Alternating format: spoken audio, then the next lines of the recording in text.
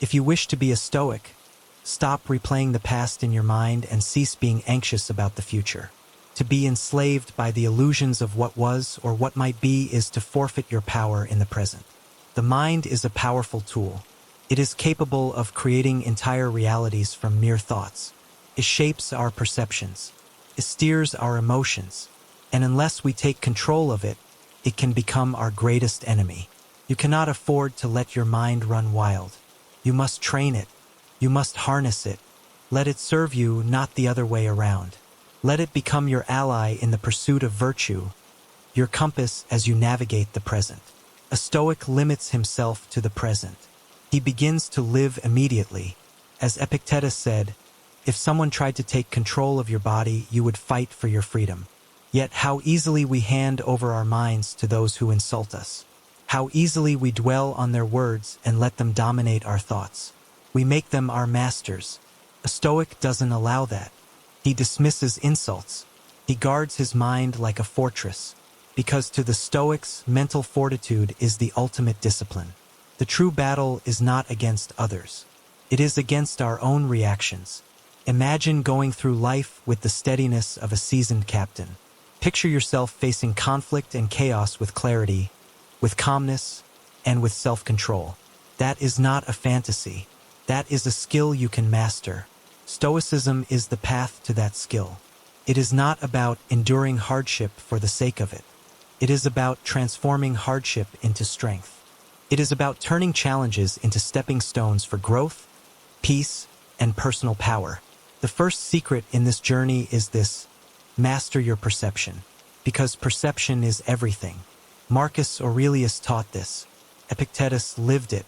Seneca explained it. They all knew that how we interpret the world shapes how we experience it. A Stoic doesn't control the world. He controls how he sees it. Most people confuse events with judgments. They think an insult is inherently harmful, that failure is inherently painful, that loss is inherently tragic. But the Stoic knows better. The Stoic understands that it's not events themselves that disturb us. It's the meaning we attach to them. Change your perception and you change your experience. If someone criticizes you, what does it mean? Only what you allow it to mean. If someone betrays you, how much damage does that do? Only as much as you permit. The insult is external. The suffering is internal. The Stoic draws a firm line between the two. This is the core of Stoic strength. Commitment to reality. A refusal to surrender to assumptions and illusions. A disciplined practice of separating fact from interpretation. The next step is present awareness. If perception is how we interpret, presence is where we anchor. Limit yourself to the present. That is the Stoic command. Because everything that matters happens now. The past is memory. The future is imagination. The present is the only reality you inhabit. When your mind wanders into the past, when it rehearses your mistakes, your regrets, your losses, it drags your energy backward. When it leaps into the future, forecasting anxiety, imagining pain, it drains you before you even begin. To live well, you must reclaim your attention. Bring it back. Again and again, return to now. The Stoic practices this deliberately. He trains himself to notice, to breathe, to observe, to feel the ground beneath his feet, to witness the moment as it is, without the clutter of stories or assumptions. In this practice, he finds clarity. In this awareness, he finds peace.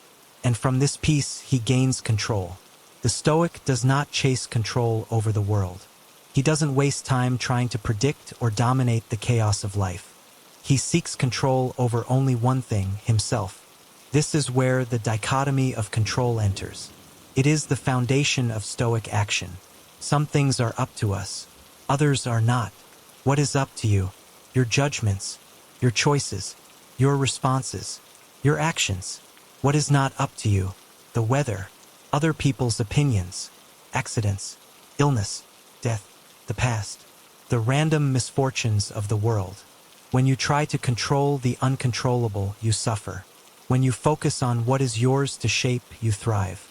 The Stoic filters every situation through this lens. Before reacting, he asks, is this within my control? If yes, he takes responsibility. If not, he accepts it. This isn't passivity. This is wisdom. It is the wisdom to know where your power ends and where your responsibility begins. Now ask yourself this: how much of your daily stress comes from trying to control the uncontrollable? How much of your frustration is rooted in someone else's behavior, someone else's opinion, some external event you could never influence? What if you released it? What if you let go of that illusion? What would remain? Yourself, your will, your reason, your actions. And that is enough. In fact, that is everything. When the Stoic walks into the storm, he does not shout at the wind. He does not curse the sky. He does not panic at the waves. He adjusts his sail. He focuses on his craft. He holds the wheel and moves forward. This is not indifference. This is not numbness. This is power. The power to feel without being consumed. The power to act without needing to control. The power to choose who you become, regardless of circumstance. This is the path of virtue, because ultimately, the Stoic doesn't chase comfort. He doesn't chase pleasure or popularity. He chases virtue. Virtue is the goal. Virtue is the reward. Virtue is the measure of success. Wisdom, courage, justice, temperance. These four virtues are the pillars of Stoic life. Everything else is secondary. If someone insults you, the question is not, did I feel offended? The question is, did I respond with wisdom?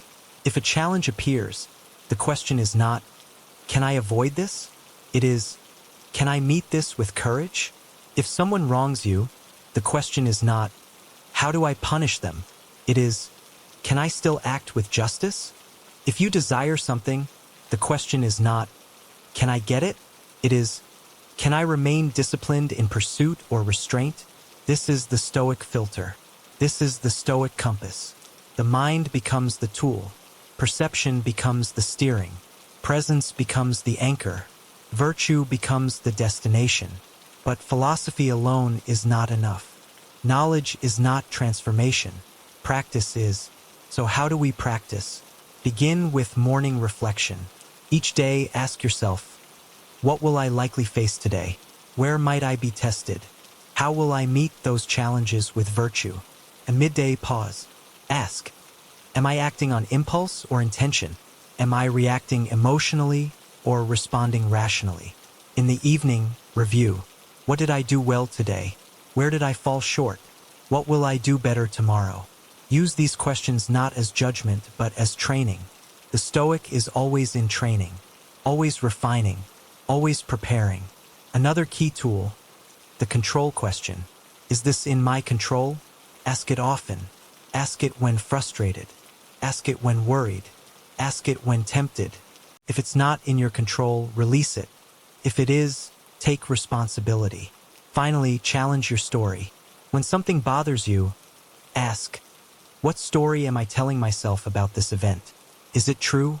Is it helpful? Often, our suffering is not from reality, but from the stories we attach to it. The Stoic seeks the truth beneath the story. He strips away assumptions. He discards exaggeration. He removes unnecessary drama. What remains is clarity. What remains is strength. This is the first lesson. Perception shapes reality. Presence grounds you in it. Control begins with the self, and virtue guides it all. You don't have to be ruled by your thoughts. You don't have to be enslaved by your emotions. You can train your mind. You can sharpen your perception. You can become the calm in the storm. The journey to mastering your mind begins now. Rationality and control. Rationality is the crown of human nature. It is what distinguishes us from beasts, from instinct alone, from the chaos of pure reaction. The Stoics believed that reason is our most divine faculty, and through reason we may achieve control. Control of what? Not of the world, not of fate, but of ourselves. This is the second Stoic secret. You must live by reason, not by impulse. You must become the master of your inner dialogue, your choices, and your responses, not their servant. The Stoic does not expect perfection. He expects discipline. He expects progress. He expects awareness. That is where rational control begins. To be human is to feel, but to be a Stoic is to observe those feelings without becoming enslaved to them. Emotions are natural, but actions must be chosen. The Stoic never says, "I should never feel anger." Instead, he says, "I will not allow anger to dictate what I do."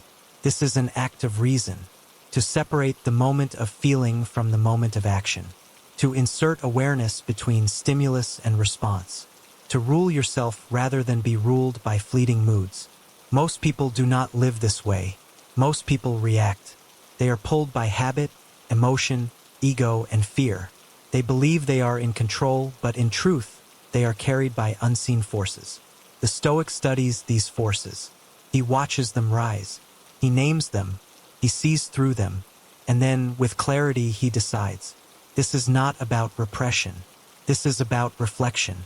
When you feel something powerful, rage, jealousy, anxiety, despair, the first step is to notice, to name it, to create space. In that space, reason can speak. Ask yourself, what am I feeling? Why am I feeling it? Is it based on truth? What can I do about it? What part of this is in my control? These questions restore authority to your reason. Seneca said, "No man is more unhappy than he who never faces adversity, for he is not permitted to prove himself." Adversity is the training ground for rational control. It is not a punishment. It is an invitation. Every difficulty offers a moment to practice the pause, to say, "Let me not be like the others. Let me not be swept away. Let me respond as a Stoic." This is what Marcus Aurelius reminded himself day after day. In his journal, he wrote not for the world, but for his own discipline. He asked himself, again and again, what is in my power? What is required of me? What is the rational path forward? He ruled an empire, yet he knew that the only true empire is over the self. You don't need to be a king to practice this. You only need to be alive, because every moment brings a challenge. Every moment gives you a choice, reason or reaction, discipline or distraction, truth or story. This is the second great Stoic principle: rationality over emotion, control over chaos, intention over impulse. The mind, left untrained, is a noisy place. Thoughts rise uninvited. Memories replay without permission. Fears whisper in the background. Desires shout in the foreground. Most people never question them. They obey. The Stoic questions everything. When fear arises, he does not suppress it. He examines it. What am I afraid of? What exactly is the danger? What part of this is real? What part is my imagination? If the worst happens, what will I do? Can I handle it? Fear loses power under the light of reason. So does anger. So does envy. So does despair. You see, most suffering is not caused by external events. It's caused by how we interpret those events. It's caused by the narrative we create and the emotions we fuel. The Stoic understands this. That's why he trains himself daily to separate the judgment from the fact. Consider this: you lose a job. The fact is simple: you lost a job. That's the event. The rest: I'm a failure. This is terrible. I'll never recover. That's interpretation. That's judgment. That's the story. The Stoic removes the story. He sees the event. Then he asks, what virtue is needed now? Wisdom? Courage? Patience? Resolve? He does not deny emotion. He simply refuses to be ruled by it. This is strength, not hardness, but clarity. Not numbness, but awareness. And from that awareness, the Stoic builds peace. It is not peace from the world, but peace within it. Not the absence of problems, but the presence of perspective. This is what Stoic control really means: emotional agility, mental resilience, the ability to shift from impulse to insight. But it must be practiced. It must be trained daily. So how do you train it? Begin with this: observe your thoughts as if they are not yours. Watch them like clouds in the sky. Let them pass. Don't chase them. Don't cling to them. Just observe. This practice creates space. Next, journal. Write down your emotional responses. Ask yourself what triggered them, what beliefs underlie them, what judgments you made. Writing slows the mind. It forces clarity. It invites reason to the table. Another exercise. When something upsets you, pause. Count to 5. Breathe.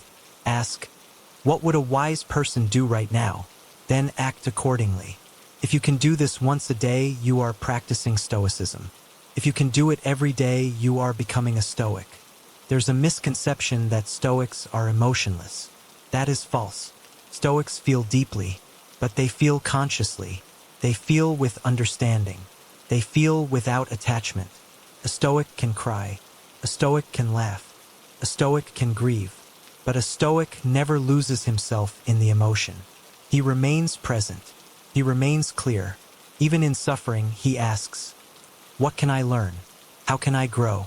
What virtue is this calling forth in me? This transforms suffering into strength. This transforms life into practice. Another core idea in Stoicism is that we are not disturbed by things, but by our opinions about them. Epictetus made this the centerpiece of his teaching. You can apply this right now. Think of something bothering you. Now ask yourself, what is the opinion I have about this? What if I saw it differently?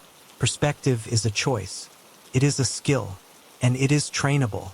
Reason is the tool by which we reshape perspective. So the Stoic becomes a craftsman of the mind. He takes each raw emotion and hammers it into insight. He takes each wild thought and molds it into focus. He does not trust the mind untrained. He trains it. He does not avoid emotion. He refines it. He does not surrender to impulse. He channels it. This is the work. It is not easy. It is not instant. But it is freedom. Because once you can rule your thoughts, your emotions, your judgments, then the world cannot shake you. Not truly. You may feel pain, but you will not collapse. You may feel anger, but you will not attack. You may feel fear, but you will not run. You will remain centered, clear, in control. Not because the world is safe, but because your mind is strong. That is the Stoic ideal. It is not superstition. It is not denial. It is practice. Every day, every moment, choosing reason, choosing virtue, choosing clarity over confusion. And when you fail, and you do not shame yourself. You reflect. You adjust.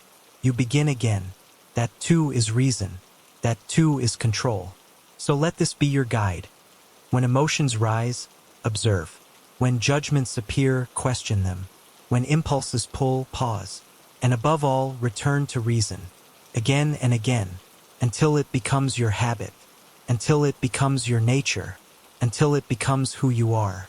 This is Stoic mastery. Mind control and inner serenity. To master the mind is not to dominate it with force, but to train it with discipline. The Stoics understood that peace is not something found outside of us. It is something cultivated within. It is not the result of silence around us, but silence within us. That inner stillness is what they called serenity. And serenity begins with control of the mind. What does it mean to control the mind?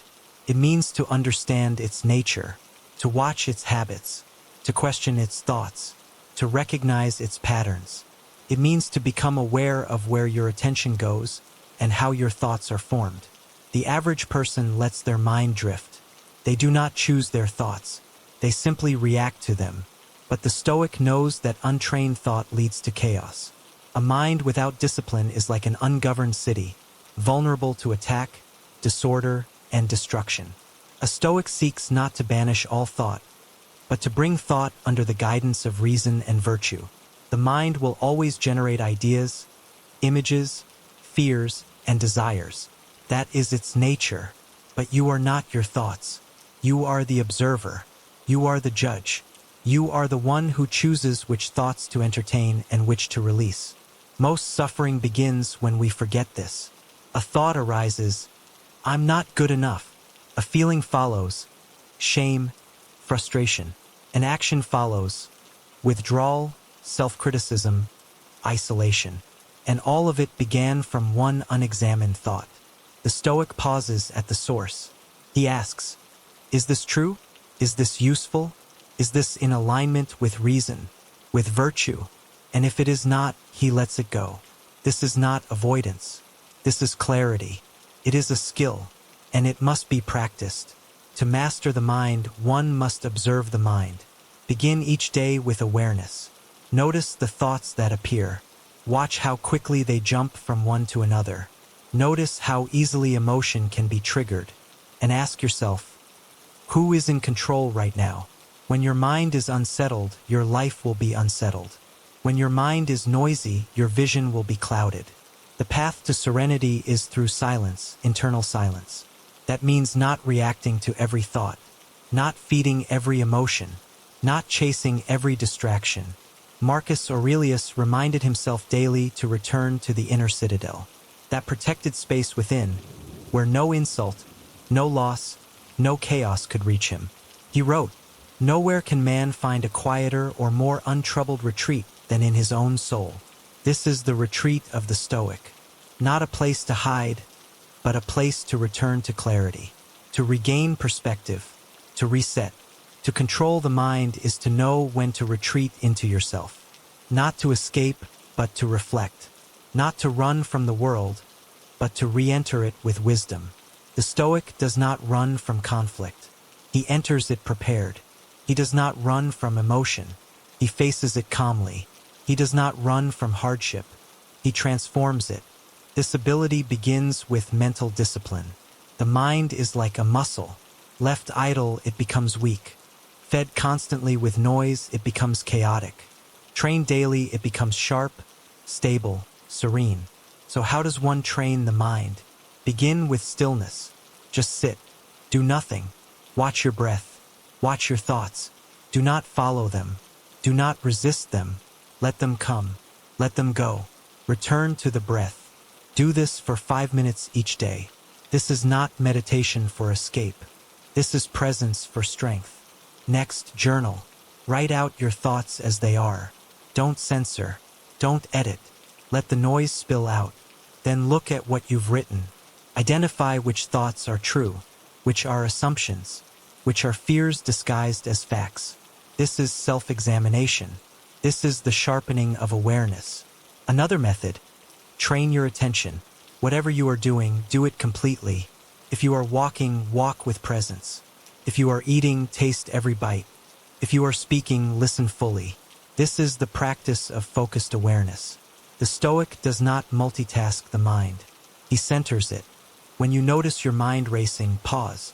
When you feel yourself pulled by anxiety or desire, pause. Ask, where am I right now? What matters right now? What is in my control? These small questions redirect the mind.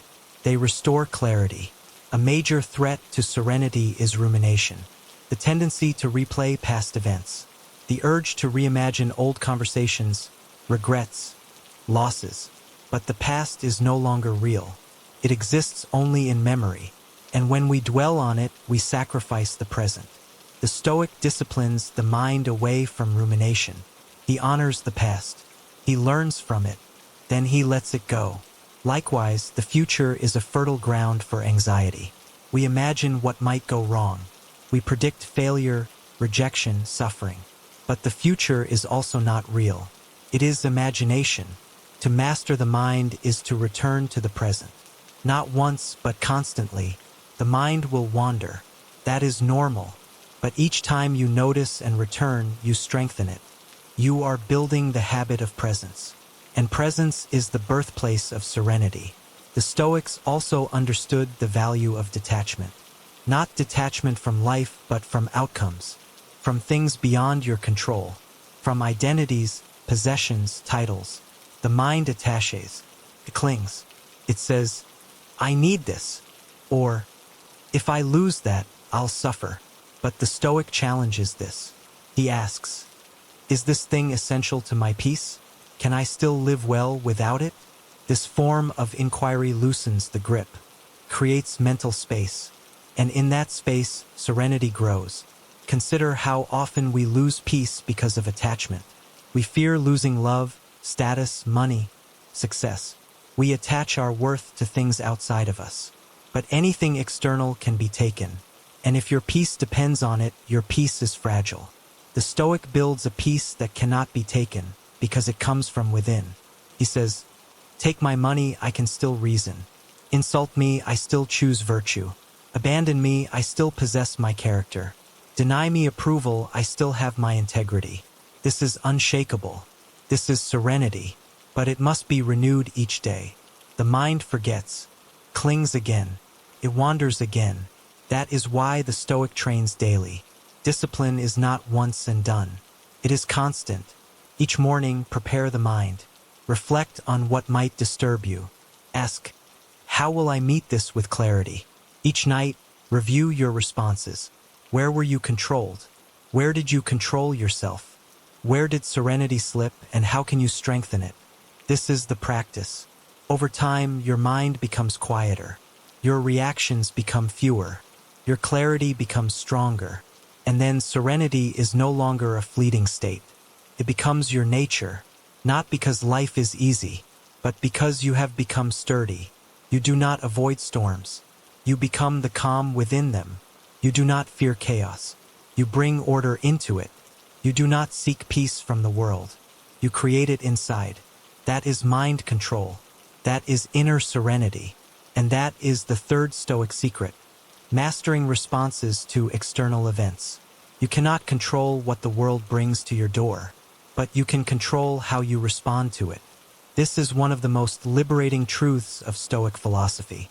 To master the mind is not only to master thought. It is to master response. It is to develop the ability to meet every external event, not with reactivity, but with reason. This is the fourth Stoic secret. Master your responses. Choose your reactions. Let nothing outside you dictate who you become inside. The Stoics believed that events themselves are neutral. What gives them weight, what gives them meaning, is our judgment. An insult is just air and sound until you interpret it as an attack. A delay is just time passing until you label it an inconvenience. A failure is just an outcome until you decide it reflects your worth. It is not the event. It is your interpretation of the event. And your interpretation is your responsibility. This is where your power lies. The Stoic pauses between event and response. He creates space. In that space, he chooses. And in that choice, he becomes free. Epictetus said, "It's not what happens to you, but how you react to it that matters." This is not a slogan. It is a way of life. When something unexpected happens, the average person reacts instantly. They become frustrated. They complain. They blame. They spiral into emotion. The Stoic does not. The Stoic observes the moment. He applies the dichotomy of control. He asks, "Is this up to me? If not, I accept it. If so, I act with virtue." This is the foundation of peace. Let's be clear. Mastering your responses doesn't mean suppressing emotion. It means guiding it. It means directing your emotional energy toward useful action instead of useless suffering. Imagine someone cuts you off in traffic. The immediate impulse might be anger, a rush of adrenaline, an urge to shout or retaliate. But what does that achieve? What do you gain from feeding that reaction?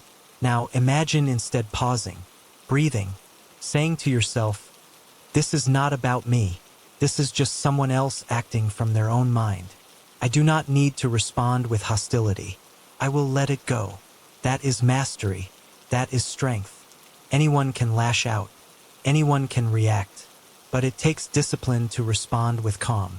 It takes training to hold the mind steady when provoked. This applies not just to frustration, but to pain, to loss, to praise, to criticism. The Stoic treats each of these as tests not of endurance, but of character. If someone praises you, you don't become inflated. If someone criticizes you, you don't collapse. You stay centered. Why? Because you know your value doesn't depend on external validation. You know that you are not defined by other people's opinions. You are defined by your actions, your choices, your virtue. That is the Stoic foundation. Marcus Aurelius wrote to himself, "Choose not to be harmed, and you won't feel harmed. Don't feel harmed, and you haven't been." This is not denial. It is decision. You decide what matters. You decide what affects you. You decide whether to carry the burden or drop it. You are not a victim of circumstance. You are a student of it. The Stoic sees every external event as an opportunity to practice virtue, to prove character, to grow stronger. If someone disrespects you, this is your chance to practice patience. If someone lies to you, this is your chance to practice honesty. If you suffer a loss, this is your chance to practice gratitude for what remains. If you are wronged, this is your chance to practice justice, not revenge. In this way, life becomes a training ground. No moment is wasted. No difficulty is meaningless. Everything is material for the Stoic to work with. And so the Stoic becomes resilient, not because life is easy, but because they've trained themselves to respond well. This takes practice and repetition. Every day brings opportunities to strengthen your responses. You miss a deadline. You get criticized. You're kept waiting. You feel overlooked. You feel misunderstood. Each of these is a test. And each time you respond with virtue instead of impulse, you grow. Growth comes not from avoiding problems, but from meeting them with purpose. How do you begin? First, slow down. When something happens, do not react immediately. Take a breath. Feel the space between the event and your response. In that space, ask, what is the right thing to do? What virtue is needed right now? What would a wise person do? This practice, repeated, becomes habit. And that habit becomes identity. Second, speak less when emotional. Most damage comes from words spoken without control. The Stoic understands that silence can be strength. You don't need to defend your ego. You don't need to win every argument. You only need to maintain your peace. Third, don't assume malice. Most offenses are not personal. They are the result of others acting from their own conditioning, fears, pain, or ignorance. Let it pass. Don't take it in. Fourth, remember your role. You are not here to control the world. You are here to control yourself. That is your duty. That is your power. Do not waste it trying to fix what is not yours to fix. When you master your responses, you begin to shift from reaction to creation. You stop being pushed by events and start choosing your direction. You move from chaos to clarity, and the effects ripple outward. People begin to feel it. Your presence becomes calming. Your energy becomes grounded. You become someone others can rely on, not because you never feel, but because you respond with strength. In a reactive world, that is rare and valuable. This doesn't mean you become passive.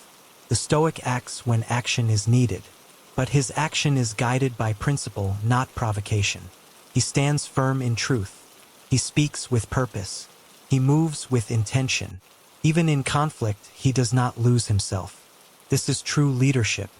It is true self-respect. It is true freedom.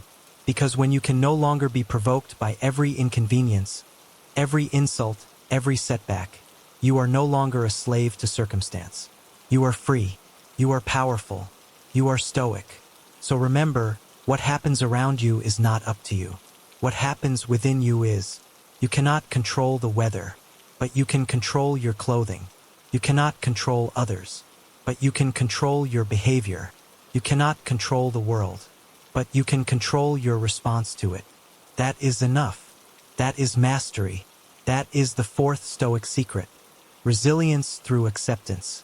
Resilience is not the absence of pain. It is the presence of strength. To be resilient is to remain upright when life pushes you down. It is to move forward while carrying weight. It is to endure hardship without becoming hardened. The Stoics were not immune to pain. They knew loss. They knew injustice.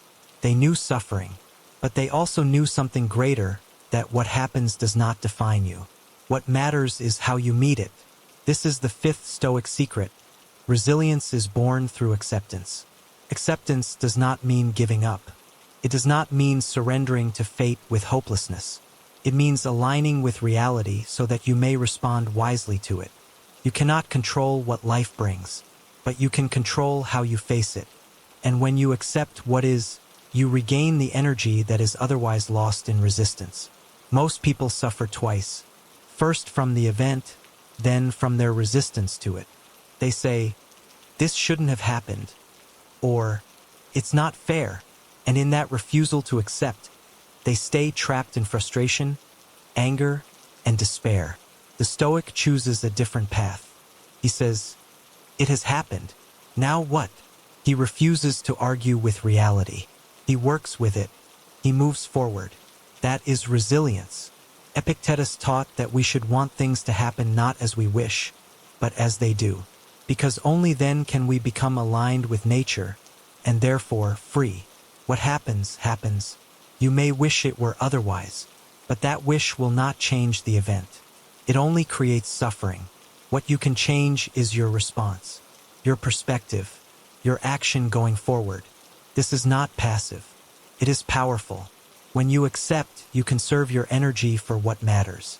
You direct your focus toward what you can influence. You act with clarity instead of reacting with confusion. That is the Stoic way. The foundation of this is the dichotomy of control.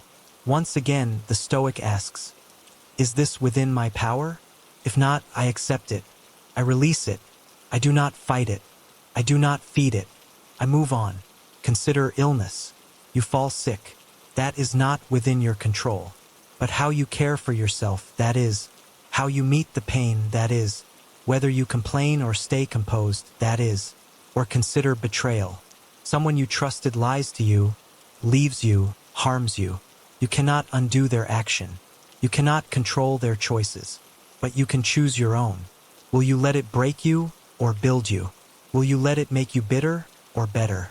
The Stoic chooses the latter, because the Stoic knows that life is not guaranteed to be fair. It is not designed for your comfort, but it is rich with opportunity. Opportunity to grow, to test yourself, to prove your character.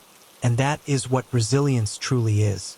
Not just enduring hardship, but using hardship to become stronger. Seneca wrote, "Difficulties strengthen the mind, as labor does the body. Pain is not wasted when it shapes you, but only if you let it. You must meet life with open eyes.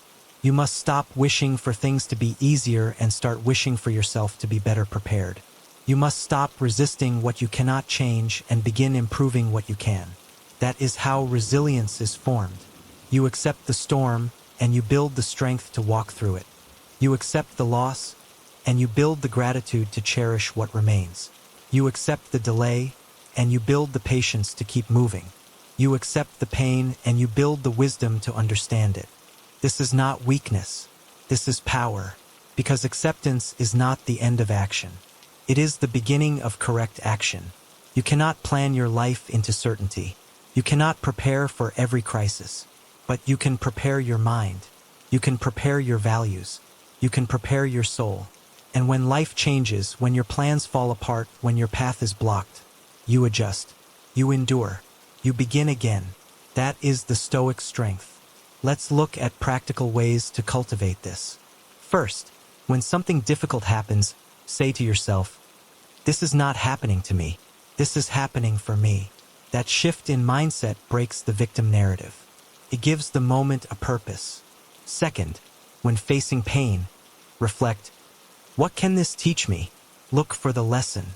There is always something to learn. About yourself, about others, about life. Third, remember that this has happened to others before you, and others have overcome it. You are not alone in suffering. You are part of humanity. You are part of a lineage of those who have endured and grown stronger. Fourth, set an intention. Instead of asking, "Why me?" ask, "How will I respond?" Turn the focus inward. That's where your power is. Fifth, keep a hardship journal. When you go through a challenge, write it down. Describe how you felt, how you responded, what you learned. Over time, you'll build a record of resilience. You'll see your own strength. You'll trust yourself more. The Stoics were constantly reminding themselves that life was fragile. That loss was inevitable. That suffering would come. But this wasn't morbid. It was preparation. It was clarity. It was acceptance. When you expect life to be perfect, you suffer more. When you understand its nature, you move with it. This is what Marcus Aurelius meant when he said, "Objective judgment now at this very moment. Unselfish action now at this very moment. willing acceptance now at this very moment of all external events. That's all you need. Judgment, action, acceptance. Not once, not someday, but now, always now. That is how you build resilience. It is not dramatic. It is not loud. It is quiet strength. It is inward clarity. It is the repeated decision to keep going, to stay composed, to hold your values no matter what the world throws at you. And yes, there will be moments of doubt. You will want to resist. You will feel overwhelmed. That is natural. But the Stoic returns to the practice. He returns to the truth. I am not in control of this, but I am in control of me. He breathes. He steadies. He continues. So when life changes suddenly, when a door closes, when the ground shakes, remember this: acceptance is not weakness. It is readiness. It is your signal to shift from hoping to acting, from resisting to responding, from pain to purpose. Let go of the illusion that things should always go your way. Let go of the belief that difficulty means failure. Let go of the fantasy of a life without adversity, and embrace the reality of what is. That is where your resilience is born. That is where your strength is forged. That is the fifth Stoic secret. Emotional agility. Emotions are not the enemy. They are part of being human. The Stoic does not seek to destroy emotion, but to understand it, guide it, and master it. To be emotionally agile means to feel deeply but remain free. To experience emotion without becoming overwhelmed. To respond with clarity rather than impulse. This is the sixth Stoic secret. Emotional agility is strength, not suppression. The common misunderstanding is that Stoicism teaches people to feel nothing. That is false. Stoicism teaches that you should not be ruled by what you feel. But it never said you should not feel. The goal is not numbness. The goal is sovereignty. Seneca said, "We are more often frightened than hurt, and we suffer more in imagination than in reality." He knew that emotional suffering is often born from perception, not fact, from fear projected into the future, or regret anchored in the past. The Stoic becomes emotionally agile by returning to the present. He identifies emotion. He names it. He observes it without judgment. He does not fear emotion. He does not repress it. He lets it rise, and then he chooses how to respond. Emotions are signals, but they are not commands. They tell you something is happening, but they do not determine what you must do. Fear tells you to flee.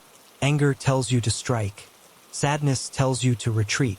But the Stoic asks, is that the best action? Emotion may arise automatically. Response is chosen. Emotional agility means developing space between emotion and reaction. That space is where reason lives. That space is where you become powerful. Marcus Aurelius practiced this daily. He reminded himself not to be surprised when people acted irrationally, selfishly, or cruelly. He expected it. And because he expected it, he was not shaken by it. He trained his emotions like a warrior trains his body, not to avoid pain, but to become strong enough to endure it.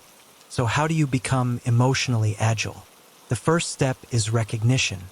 When an emotion arises, don't judge it. Don't label it as bad. Simply observe, I am feeling angry. I am feeling anxious. I am feeling hurt. By naming it, you remove its grip. You shift from being inside the emotion to observing it. That shift alone restores clarity. The second step is inquiry. Ask, why am I feeling this? What belief or expectation was violated? What story am I telling myself right now? Often, emotions are born not from the event, but from a hidden expectation. You expected fairness and got betrayal. You expected certainty and got surprise. You expected control and got chaos. By revealing the source, you begin to loosen the emotion's power. The third step is response. Choose action based on values, not feelings. What does courage look like here? What does patience look like? What does justice look like? Let emotion inform you, but never command you. The Stoic practices this constantly. You receive harsh criticism. Emotion says, defend yourself, argue, attack. But reason says, pause. Is there truth in it? Can I learn from it? Can I remain composed? You are rejected. Emotion says, you are unworthy. But reason says, this is one person's choice. It does not define me. I remain whole. You feel anxiety about the future.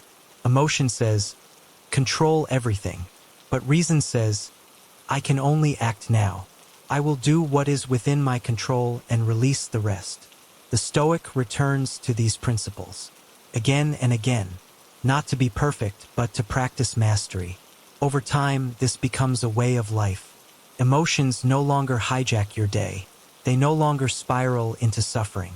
They arise, they are acknowledged, and they are met with intention. That is agility. Think of emotion like weather. You cannot stop the rain, but you can prepare. You can carry an umbrella. You can choose how to walk through it. You are not at the mercy of every storm. In fact, the Stoic welcomes emotional challenges, because each one is a chance to test strength, to prove resilience, to cultivate deeper wisdom. But emotional agility does not come from mere knowledge. It comes from practice. Daily, simple practice. Begin each day with reflection. What emotions might I face today? Where might I be tested? How will I choose to respond? Throughout the day, check in. What am I feeling now? Am I choosing this reaction? Or am I being pulled? At the end of the day, review. Where did emotion rule me today? Where did I rule emotion? What will I do differently tomorrow? These questions shape awareness. And awareness builds agility. You must also examine your beliefs. Many emotions come from distorted expectations. If you expect people to always treat you fairly, you will feel constant disappointment. If you expect the world to be easy, you will be endlessly frustrated. The Stoic adjusts expectations to reality. He expects difficulty. He expects challenge. He expects emotion. And because of that, he is ready. He does not demand that the world stop provoking him. He demands that he learn how to respond with strength. This is the work. To become emotionally agile, you must let go of the belief that you are your emotions. You are not your fear. You are not your anger. You are not your sadness. You are not your doubt. You are the one who observes, the one who chooses, the one who acts. This does not mean you will never be overwhelmed. There will be days when emotion floods you. There will be days when you stumble, when you speak or act before thinking. But the Stoic does not chase perfection. He chases awareness. He uses every moment as a teacher. So when you fall, you reflect. You adjust. You begin again. You build capacity one moment at a time. And slowly your reactions change. You feel anger rise, but you breathe. You feel fear arise, but you act anyway. You feel sadness come, but you hold your center. You do not run. You do not suppress. You move through emotion without being consumed. That is emotional agility, and it will serve you in every area of life. In conflict, it gives you clarity. In crisis, it gives you strength. In disappointment, it gives you peace. This is not about becoming cold. It is about becoming clear. It is about learning to lead your emotions, not be led by them. It is about standing in the fire of experience and saying, I will feel this, but I will not be destroyed by it. That is power. That is composure. That is the sixth Stoic secret. Detachment, reflection, amor fati, and indifference. The path to mastering your mind ends not with control, but with liberation. Not by dominating the world, but by no longer needing it to go your way. The final 4 Stoic secrets complete the inner architecture we've built together. They are the finishing tools that carve the foundation of mental freedom. Each one reveals a deeper layer of peace, and together, they close the gap between who you are and who you were meant to be. The 7th Stoic secret is detachment. To detach does not mean to reject. It means to hold lightly what the world tries to place in your hands. It means to say, I can appreciate this without clinging to it. I can enjoy this without depending on it. I can love this without fearing its loss. Most suffering comes from attachment, not to things themselves, but to what we believe they mean. We attach our identity to roles. We attach our worth to success. We attach our security to control. We attach our happiness to people. But everything external is impermanent. What you have today may not be here tomorrow. The Stoic does not live in denial of this. He lives in harmony with it. He walks with detachment, not because he does not care, but because he understands the nature of all things. He says, I am grateful while it is here, and I will remain whole if it leaves. That is true strength. Detachment trains the mind to see clearly, to desire without desperation, to succeed without pride, to lose without collapse. When you can let go of what you think you need, you find peace in what is already here. The eighth Stoic secret is reflective meditation. The Stoic does not move blindly through life. He reflects daily, deeply, honestly. Marcus Aurelius used his journal to speak to himself, not to impress but to anchor. He would write, Today I shall meet with interference, ingratitude, insolence, disloyalty, ill will, and selfishness, but none of them can harm me. This was not a pessimistic forecast. It was preparation. It was a way to meet the world with open eyes and a steady mind. Reflection is the compass that keeps you on course. Without it, you drift. Each day, the Stoic reflects, what did I face today? How did I respond? Where did I act with virtue? Where did I falter? What can I improve tomorrow? There is no ego in this. No self-judgment. Only clarity. This practice brings self-awareness. And self-awareness brings growth. The Stoic knows that change comes not from grand gestures, but from steady refinement. He sees himself as a student, always learning, always adjusting. Without reflection, the lessons of the day are lost. With it, each day becomes a teacher. The ninth Stoic secret is amor fati, love of fate. To accept fate is one thing. To love it is another. Amor fati means embracing everything that happens, not just the pleasant, but the painful, not just the desirable, but the difficult. It is the ultimate surrender to the flow of life. It is the mindset that says, I do not just tolerate what happens. I see it as necessary. I welcome it. I use it. This is one of the deepest Stoic practices. It requires you to meet life as it is, not how you planned it. To see every event, good or bad, as part of your path. To say, this too belongs here.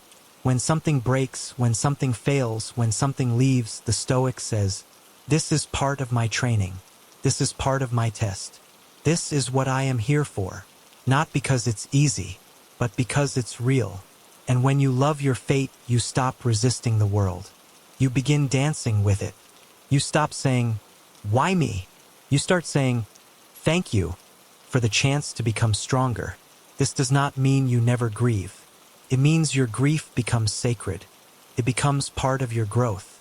This does not mean you never struggle. It means your struggle has meaning. To love fate is to love life as it is, not as a fantasy, not as a wish, but as a reality rich with challenge, meaning, and transformation. The final Stoic secret, Stoic indifference. Indifference does not mean apathy. It does not mean coldness. It means understanding what truly matters. It means becoming unmoved by what is not essential. The Stoic learns to separate the preferred from the necessary. He may prefer comfort, but he does not need it. He may prefer approval, but he does not depend on it. He may prefer ease, but he is not broken without it. He returns always to virtue. That is his compass. Everything else, praise, wealth, beauty, status, is indifferent. This does not mean you must abandon all joy. It means your joy must not depend on anything that can be taken from you. The Stoic builds his peace on what is internal. His values, his character, his reason, his integrity. These cannot be stripped by external events. That is true indifference. It is the ability to stand tall in a world of shifting conditions. To remain grounded while the winds of fortune blow. It is the mind that says, I have what I need to live well within myself. And so the Stoic walks through the world unattached, unshaken, clear. He is not emotionless, but his emotions are not erratic. He is not passive, but his actions are deliberate. He is not detached from life, but free within it. This is the essence of the Stoic path. It is not a life free from challenge. It is a life prepared for it. It is not a life free from emotion. It is a life guided by reason. It is not a life of indifference to people, but a life of indifference to what cannot be controlled. This is how you master your mind. Not by controlling everything, but by controlling what matters. Not by numbing feeling, but by transforming it into clarity and virtue. Not by avoiding hardship, but by walking into it prepared. Detachment, reflection, amor fati, Stoic indifference. These final teachings give you the tools to live unshaken, to think clearly, to act wisely, to love reality as it unfolds. Let them sink in. Let them become practice. Let them become you. This is the end of the teaching, but the beginning of your path. Each moment is an opportunity. Each challenge is a test. Each thought is a choice. And with every choice, you shape your mind. And through your mind, you shape your life. Be steady. Be strong. Be free. Be stoic.